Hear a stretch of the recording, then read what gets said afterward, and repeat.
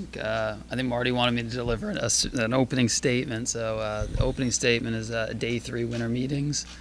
Voice almost gone, but still no activity in terms of trades or free agency. So, any questions? There's nothing new and exciting. Nothing. Always new and exciting. No, I mean I think it's just continuation in terms of getting a chance to get an idea of where we stand, and with certain free agents, where we stand from a trades perspective. Again, I think some good information in terms of the ability to make news or anything like that. Not right now, but I think getting an idea of what some possible next steps are for us. Would there be benefit to adding another outfielder? Yeah, I mean, I think like we've talked about, we feel good about the group we have there. We feel like we have depth and quality.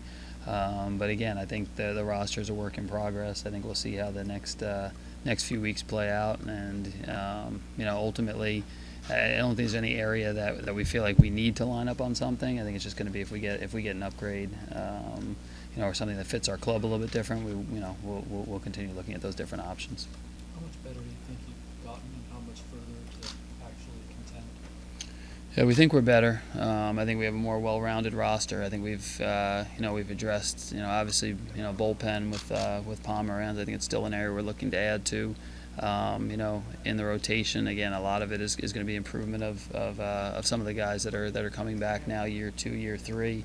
I think the health from a Lamet Richards, I think is going to be really important with the Nelson Lamet and Garrett Richards coming back and being able to pitch for a full season. Kind of continue to see the development of Chris Paddock, and then offensively, we feel like we've got more options, we've got more ability to have some different answers for clubs in terms of handedness, left-handed hitters. Some guys that complement, Tatis and Hosmer and Machado. So we think we're better. I think we're realistic that we still got some more things that we need to do to really start to get to a point where we feel real confident about where we're going to stand going into next year. But we definitely feel like we're a better club. What's the patience of your ownership group this year as compared to the last couple of years? Yeah, I think for us, there's it's overall, I think on the same page in terms of Ron, myself, Peter. I think this is a plan that really started 4 years ago in terms of looking at this as a getting to a point in time, honestly probably at the 2020 season, that we had put together enough talent and started to have those talented players get to the big leagues together at a similar point in time, have some payroll flexibility that we could use to add some pieces, and then resulting in us honestly starting, I think for us the goal from when we started this process 4 years ago was to look at this decade as a decade that we're going to be successful. So I think everybody's anxious to start to see that and start to see them move up the standings. But honestly, I think when you sit down with a plan, you never know exactly. We're going to time it up for this year, this point in time. But honestly, I think we feel like we're, what we set out to do 4 years ago, we feel like we're in a good position, to be successful here over the course of the next 5 years plus. And I think Ron, Peter, they share the same feelings that myself and the baseball operations group feels. We feel like we're an improved club and going to start playing some very meaningful baseball here.